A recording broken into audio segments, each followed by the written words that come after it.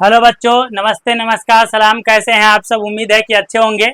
चलिए, तो मैं आपका साइंस टीचर अल्ताफ सर आप सभी का आपके अपने प्यारे से यूट्यूब चैनल बोर्ड्स गुरु में बहुत बहुत स्वागत करते हैं। आप भी सोचते होंगे कि रट के आते हैं इस बात को और इसी अंदाज में बोलते हैं, लेकिन बात ऐसा है नहीं।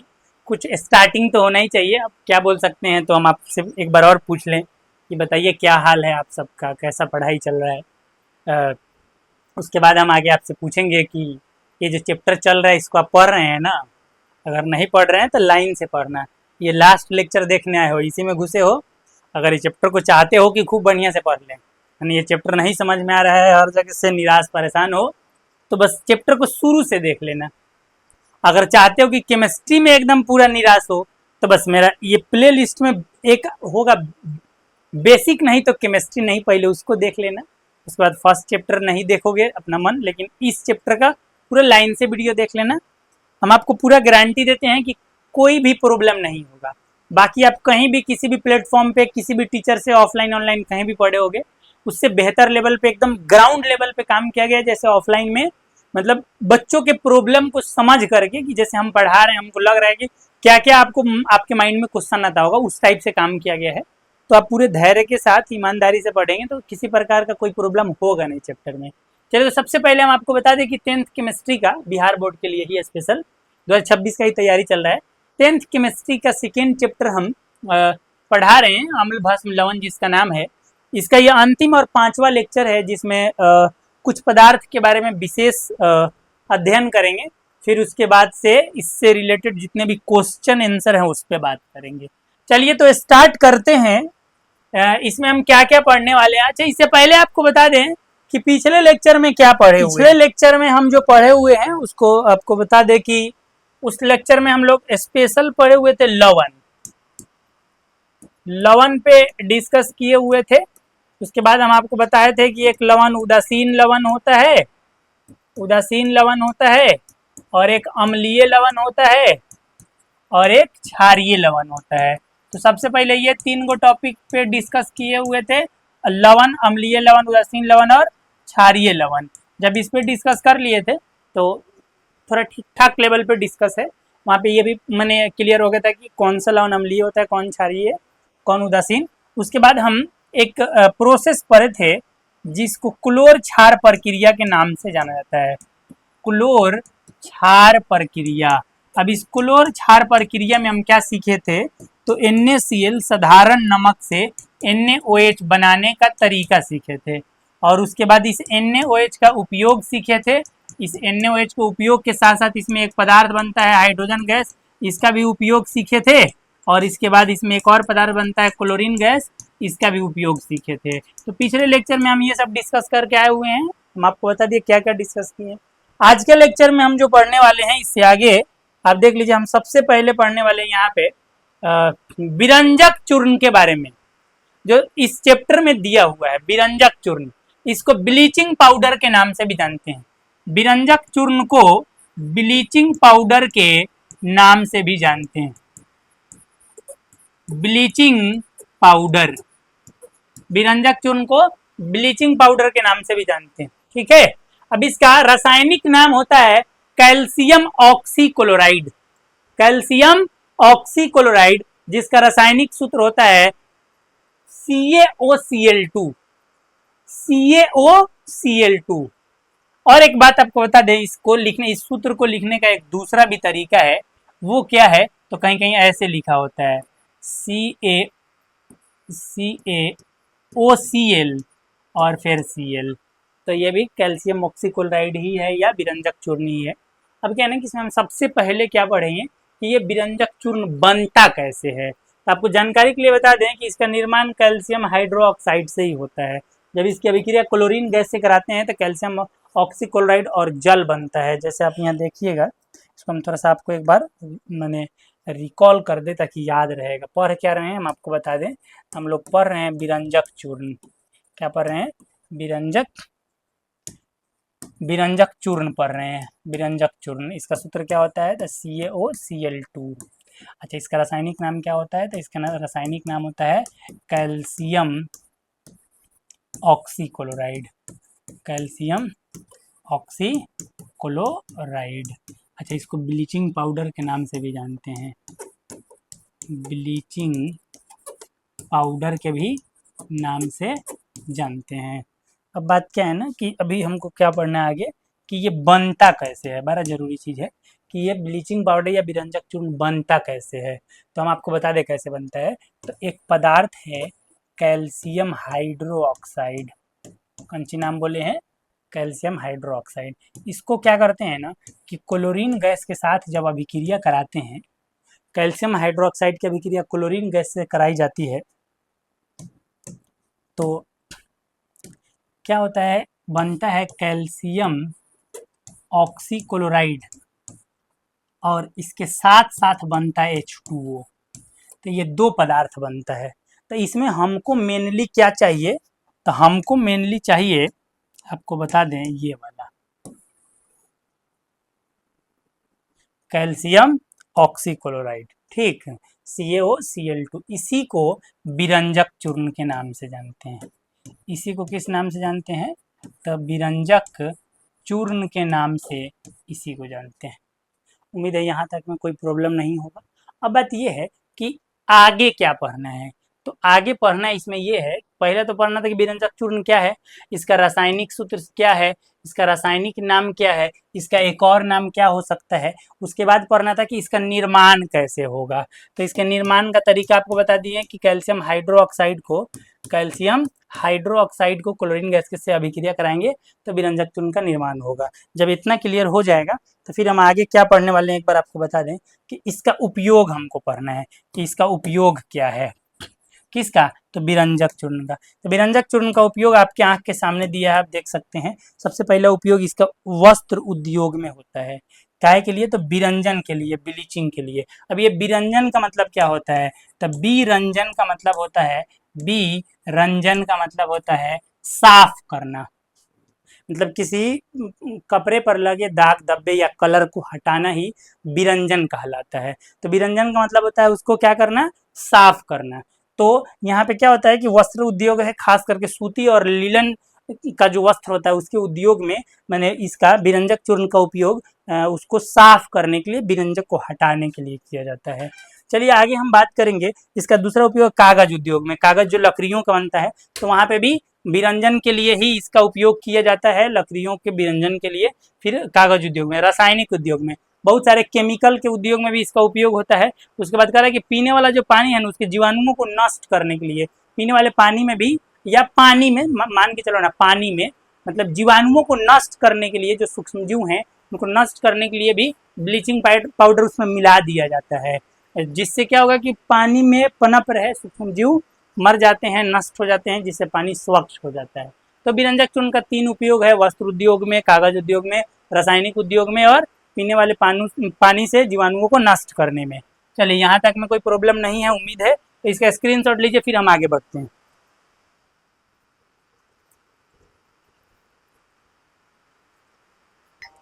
चलिए तो फिर हम आगे बात करेंगे। इसके बाद दूसरा हमारा टॉपिक है सोडियम बाइकार्बोनेट, जिसको बेकिंग सोडा या खावा सोडा के नाम से जानते हैं।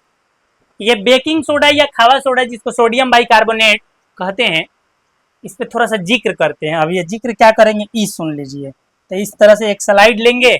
अभी पढ़ना किसको है, तो बेकिंग सोडा को, बेकिंग सोडा को।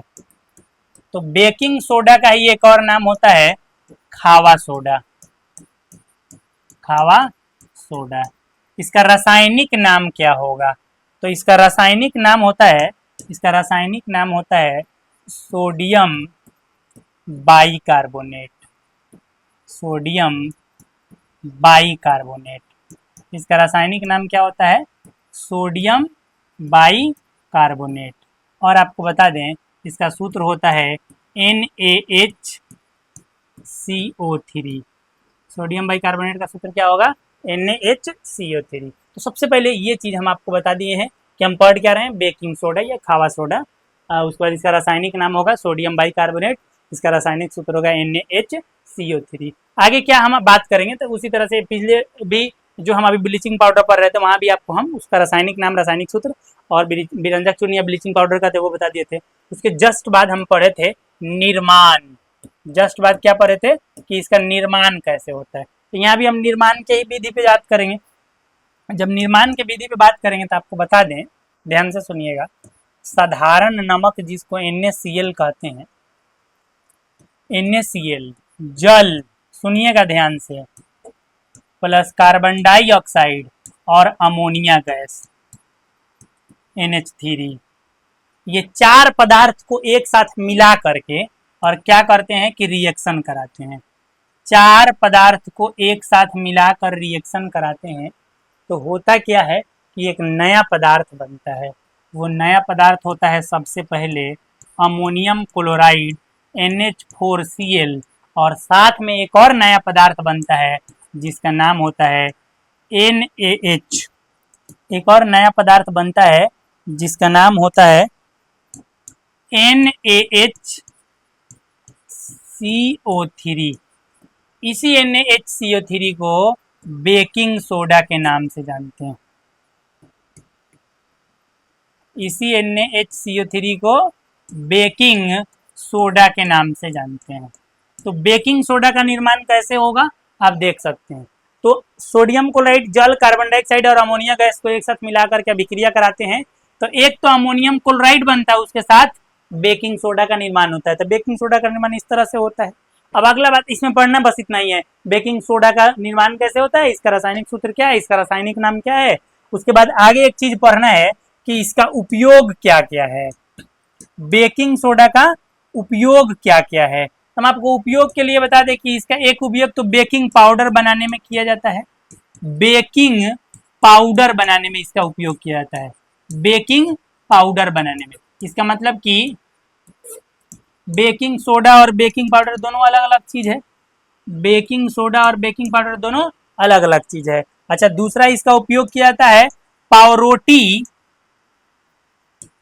और केक बनाने में। पावरोटी और केक बनाने में इसका उपयोग किया जाता है। किसका, बेकिंग सोडा या खावा सोडा का। अच्छा, तीसरा इसका उपयोग हम आपको बता दें जानकारी के लिए कि अग्निशामक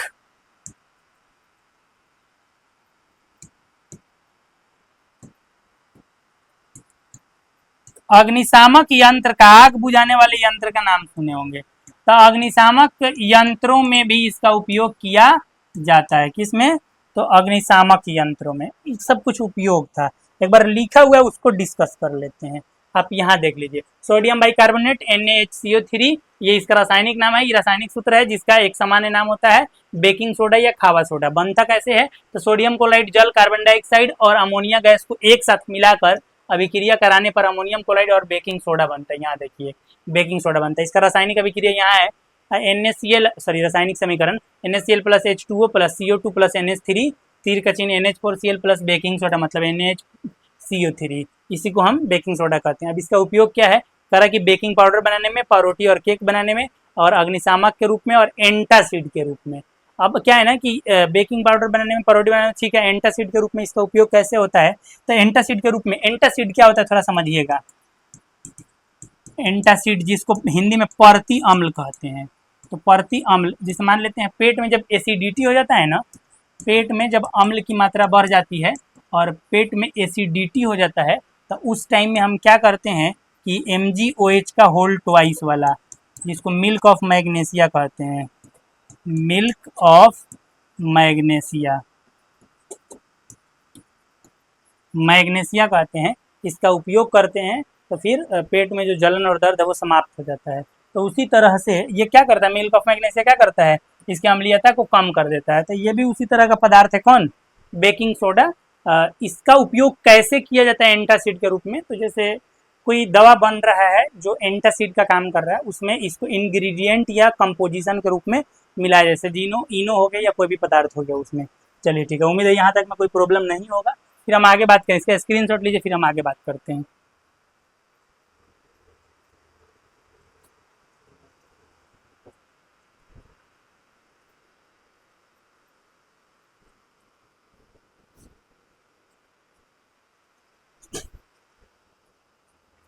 चलिए, तो इसके बाद हम क्या पढ़ने वाले हैं सुन लीजिए ध्यान से आप। इसके बाद हम पढ़ेंगे धोवन सोडा या वाशिंग सोडा। वो पढ़े थे अभी खावा सोडा, यहाँ पढ़ेंगे धोवन सोडा। इस धोवन सोडा या वाशिंग सोडा का रासायनिक नाम क्या होता है ये सुन लीजिए। इसका रासायनिक नाम तो यहाँ लिखा नहीं, हम आपको लिख के दिखा देते हैं। एक मिनट पहले एक स्लाइड लेकर के बता देते हैं। हम लोग पढ़ने वाले हैं धोवन सोडा। धोवन सोडा, धोवन सोडा का एक और नाम है वाशिंग सोडा। Washing soda. अब इसका रासायनिक नाम और रासायनिक सूत्र क्या होगा? तो इसका रासायनिक नाम होता है, पहले रासायनिक सूत्र देख लो, Na2CO3 डॉट 10H2O। ये इसका रासायनिक सूत्र है। अब इसका रासायनिक नाम क्या होगा? इसका रासायनिक नाम होता है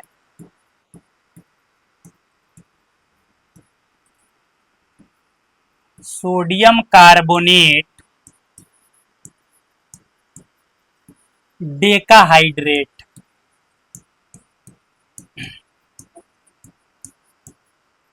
सोडियम कार्बोनेट डेकाहाइड्रेट। यहाँ तक क्लियर है? धोवन सोडा या वाशिंग सोडा, इसका सूत्र Na2CO3 इंटू 10H2O या डॉट 10H2O। इसका रासायनिक नाम होता है सोडियम कार्बोनेट डेकाहाइड्रेट। 10 गो जल का अणु, इसलिए डेकाहाइड्रेट शब्द यूज करते हैं। अब बात यह है कि बाकी दो टॉपिक की तरह इसमें भी पहले नाम जानना है, फिर रासायनिक नाम जानना है, रासायनिक सूत्र जानना है। इसके बाद क्या करना है? तो इसके बाद इसका करना है निर्माण, कि इसका निर्माण कैसे होगा। तो अगर इसके निर्माण का बात करें तो इसका निर्माण 2 स्टेप में होता है। उसमें से पहला स्टेप क्या है, इसको जरा समझिएगा। पहला स्टेप है कि जो सोडियम बाइकार्बोनेट होता है, जो सोडियम बाइकार्बोनेट होता है, इसको पहले गर्म किया जाता है। और जब सोडियम बाइकार्बोनेट को गर्म करते हैं ना, तो 3 पदार्थ बनता है। उसमें सबसे पहले बनता है सोडियम कार्बोनेट, मतलब Na2CO3, और इसके बाद बनता है जल, और इसके साथ बनता है कार्बन डाइऑक्साइड। अब अगला स्टेप में क्या होता है ना, कि इस सोडियम बाइकार्बोनेट, भले सोडियम कार्बोनेट को, सोडियम कार्बोनेट माने Na2CO3 को, Na2CO3 को क्या करते हैं, जल के साथ क्रिस्टलीकरण करा देते हैं। जल के 10 अणु के साथ क्रिस्टलीकरण करा देते हैं, तो क्रिस्टलन का जल बनता है, और यहाँ पे एक नया पदार्थ बनता है Na2CO3 डॉट 10H2O। अब यहाँ पे क्रिस्टलन का जल क्या, हम जस्ट आगे बात करेंगे। तो यही जो पदार्थ बना, इसी पदार्थ को हम लोग वाशिंग सोडा के नाम से जानते हैं। इसी पदार्थ को हम लोग वाशिंग सोडा के नाम से जानते हैं, या धोवन सोडा के। जिसका नाम धोवन सोडा या वाशिंग सोडा क्यों पड़ा? क्योंकि इसका उपयोग जो है कपड़ा को धोने में भी किया जा सकता है। ठीक, चलिए अगला बात है कि जो हम क्या क्या भी पढ़ लिए, उसका नाम क्या है, सूत्र क्या है, रासायनिक नाम क्या है, फिर निर्माण कैसे होगा ये भी पढ़ लिए। अच्छा, यहाँ एक स्लाइड में आप देख लो, यहाँ पे पूरा बात, फिर उपयोग पे बात करेंगे। धोवन सोडा या washing soda Na2CO3 into 10H2O। अब बात यह है कि इसका निर्माण कैसे होता है। तो कह रहा है कि सोडियम बाइकार्बोनेट को क्या करने पर, गर्म करने पर क्या बनता है, तो सोडियम कार्बोनेट, जल और कार्बन डाइऑक्साइड बनता है। सोडियम बाइकार्बोनेट को गर्म करने पर सोडियम कार्बोनेट, जल और कार्बन डाइऑक्साइड बनता है। इतने नहीं, और सुनिए, फिर क्या होता है कि कार्बन डाइऑक्साइड बन जाता है। ये जो बना हुआ जो सोडियम कार्बोनेट है, इस सोडियम कार्बोनेट जल के 10 अणु से अभिक्रिया कराते हैं, नहीं अभिक्रिया नहीं कराते हैं, अभिक्रिया नहीं कराते, क्रिस्टलीकरण कराते हैं, क्रिस्टलीकरण कराते हैं, क्रिस्टलीकरण कराते हैं। तो उस टाइम में किसका निर्माण होता है, तो धोवन सोडा का निर्माण होता है, आप याद रखिएगा। चलिए यहाँ तक क्लियर, आप देख लो। सेकेंड स्टेप में क्या किए, इसको 10 अणु के साथ क्रिस्टलीकरण कराए हैं, Na2CO3 डॉट 10H2O का निर्माण हो गया, जो धोवन सोडा है। यहाँ तक हम पीछे भी अभी जस्ट वही बात कर रहे थे, एक बार रिवाइज किए लिखे हुए बात को। इसका उपयोग कहाँ होता है, तो इसको, उसका उपयोग जो है कांच बनाने वाले उद्योग में, कागज साबुन बनाने वाले उद्योग में इसका उपयोग होता है। अगला, घरों की साफ सफाई में इसका उपयोग होता है। बोरेक्स नामक यौगिक के उत्पादन में इसका उपयोग होता है। जल की अस्थायी कठोरता, मतलब कि जो कठोर जल होता है, खारा जल जो होता है, उसके खारापन को दूर करने के लिए, उसके अस्थायी खारापन को खत्म करने के लिए ये धोवन सोडा उसको इसमें डालते हैं, तो उसका अस्थायी खारापन समाप्त हो जाता है। तो यहाँ भी इसका उपयोग होता है। अच्छा, धोवन सोडा के बाद एक, अच्छा पहले इसका स्क्रीनशॉट ले लो, फिर हम आगे बात करते हैं।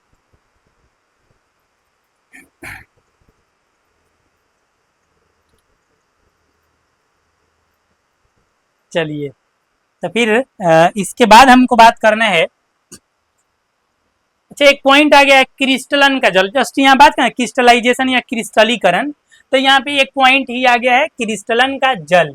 अब ये क्रिस्टलन का जल कैसे होता है, तो ये जो दोहन सोडा का जो सूत्र Na2CO3 इंटू 10H2O, इसमें जो जल का जो 10 अणु जो है ना, इसी को बोलते हैं क्रिस्टलन का जल। अब सुन लीजिए डिफिनेशन क्या है, किसी एक लवण के एकांक सूत्र में, माने एगो लवण है Na2CO3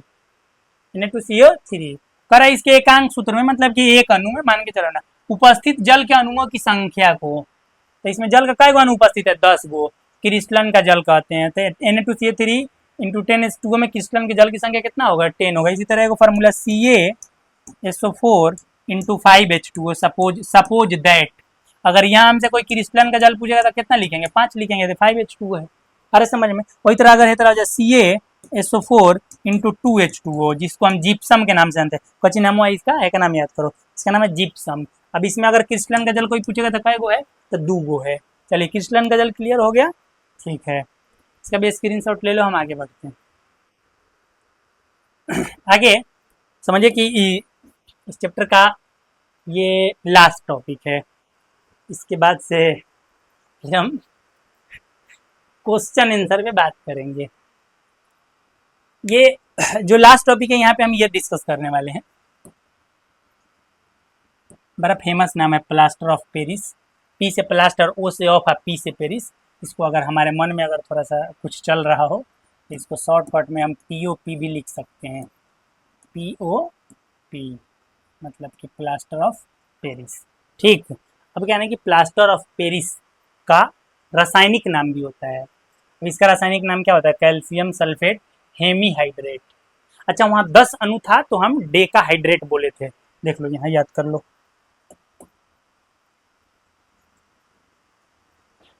10H2O था ना, सोडियम कार्बोनेट, तो Na2CO3, 10H2O था तो क्या लिखे थे, डेकाहाइड्रेट। उसी तरह से यहाँ पे प्लास्टर ऑफ पेरिस में देखना कि CaSO4 तो कैल्शियम सल्फेट, यहाँ तक हाफ H2O को बोलते हैं हेमीहाइड्रेट, ठीक। तो प्लास्टर ऑफ पेरिस का रासायनिक नाम होगा कैल्शियम सल्फेट हेमीहाइड्रेट, रासायनिक सूत्र होगा CaSO4 डॉट हाफ H2O, ठीक। अब अगला बात यह है कि बनता ये कैसे है, तो इसके लिए ना एक चीज याद रखना है, जिप्सम नाम का एक पदार्थ होता है, जिप्सम जिसका सूत्र क्या होगा, CaSO4 डॉट 2H2O, जिप्सम है, काफी कठोर पदार्थ होता है ये काफी कठोर पदार्थ होता है। आगे सुनिएगा ध्यान से, जब इसको क्या करते हैं, गर्म कर देते हैं, कितना टेम्परेचर पर, 373 केल्विन ताप पर जब इसको गर्म करते हैं ना, तो इसमें से ये जो 2H2 है, इसमें से 1.5 गो जल का अणु बाहर निकल जाता है, और 1.5 गो जल का अणु जब बाहर निकलता है तो फिर क्या बनता है सुनिए, अब बनता है प्लास्टर ऑफ पेरिस। अब बनता है प्लास्टर ऑफ पेरिस। अब प्लास्टर ऑफ पेरिस का सूत्र क्या होगा, तो वही CaSO4 इंटू हाफ H2O, और इसके साथ साथ 1/2H2O बाहर, जल का अणु बाहर निकल जाता है, तो ये प्लास्टर ऑफ पेरिस था। कैसे बना ये क्लियर हो गया। अब क्या करते हैं कि प्लास्टर ऑफ पेरिस में फिर जल के साथ अभिक्रिया कराते हैं, तब फिर हाई बन जाता है, कौन, जिप्सम, ठीक। अब अगला बात है कि दोनों का सबसे पहले इसमें ई वाले टॉपिक में सबसे इंपॉर्टेंट क्या है, दोनों का सूत्र किसका था, जिप्सम का और प्लास्टर ऑफ पेरिस का। जिप्सम का सूत्र यहाँ है, और कहाँ से आएगा, जिप्सम का सूत्र है CaSO4 डॉट 2H2O, उस तरह से प्लास्टर ऑफ पेरिस का सूत्र है CaSO4 डॉट हाफ H2O। ये 2 गो नाम और सूत्र जरूर याद रखना, ये ज्यादा इंपॉर्टेंट है। अब बात है कि प्लास्टर ऑफ पेरिस बनता कैसे, तो भाषा है लिखा है, जिप्सम को 373 केल्विन ताप पर क्या किया जाता है, गर्म किया जाता है, तो बताए हैं आपको। तो किसका निर्माण होता है, प्लास्टर ऑफ पेरिस का निर्माण होता है, जिसका मैंने एकदम साफ सुथरे अंदाज में है रिएक्शन भी लिखा हुआ है, आप देख सकते हैं। रिएक्शन में थोड़ा सा एक बात बता दे रहे हैं, पता नहीं किससे मिस्टेक हुआ है, हम तो नहीं जानते, लेकिन मिस्टेक पक्का हुआ है, हाई इसमें यहाँ से यहाँ ले नहीं होगा। अब उसको हम मिटाइए देते हैं जो नहीं होगा उसको।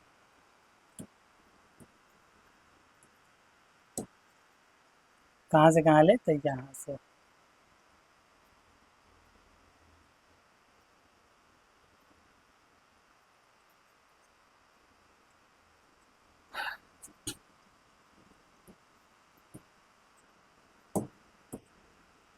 इतना ही होगा।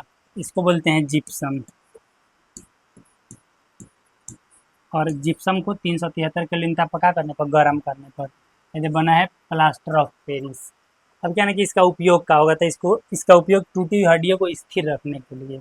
अब टूटी हुई हड्डियों को स्थिर रखने का मतलब ये है कि जब हड्डी टूट जाता है तो आप देखिएगा कि डॉक्टर जो है ना पट्टी बांधता है, सामान्य पट्टी नहीं बांधता है।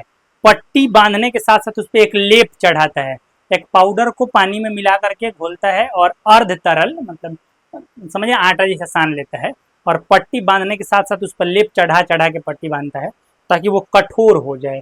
और क्या है ना कि वो जो मैंने डस्ट लेकर के और आटा की तरह सान के लगाता है, वो होता है यही प्लास्टर ऑफ पेरिस। पानी में मिला देता है और जब यहाँ लगाता है, जब सूख जाता है तो वो फिर बदल जाता है किस में, जिप्सम में, और काफी हार्ड या कठोर हो जाता है ये। अभी इससे क्या फायदा होता है, तो क्या है ना कि जहाँ पट्टी कहाँ जहाँ मारा है मतलब वहां पे और वो लगा दिया, तो यहाँ अगर हड्डी टूटा हुआ है तो उसको ये हमेशा फिक्स रखेगा ताकि ये जल्दी से ज्वाइन हो जाए, माने जल्दी से ज्वाइंट हो जाए, इसके लिए फिक्स रखेगा। अगर यहाँ पे इसको नॉर्मल अगर पट्टी बांध देता तो फिर वहां पे ये डर था ना कि आप इसका मूवमेंट करेंगे तो ये ज्वाइंट बार बार छूट जाएगा, थोड़ा सा जुटा हुआ फिर छूट जाएगा। इसीलिए इसका उपयोग हड्डियों को अस्थायी रखने के लिए किया जाता है ताकि हड्डी अस्थायी तो जल्दी जुट जाए। अगला है कि मूर्ति बनाने में, जैसे मान लेते हैं कि मूर्ति में क्या होता है कि पहले एक सांचा तैयार किया जाता है पुआल से, ठीक। जब सांचा तैयार होता है उसके ऊपर जो है मतलब मिट्टी गढ़ा जाता है, ठीक।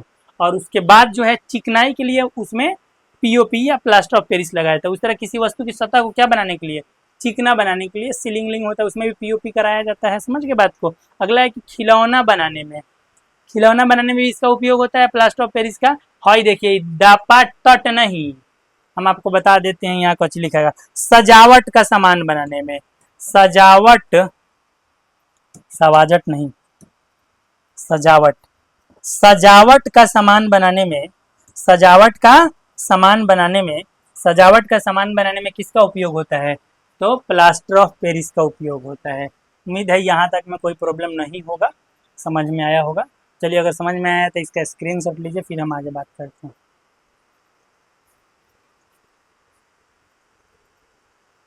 चलिए तो हम आपको बता दें कि ये चैप्टर पूर्णतः समाप्त हो गया।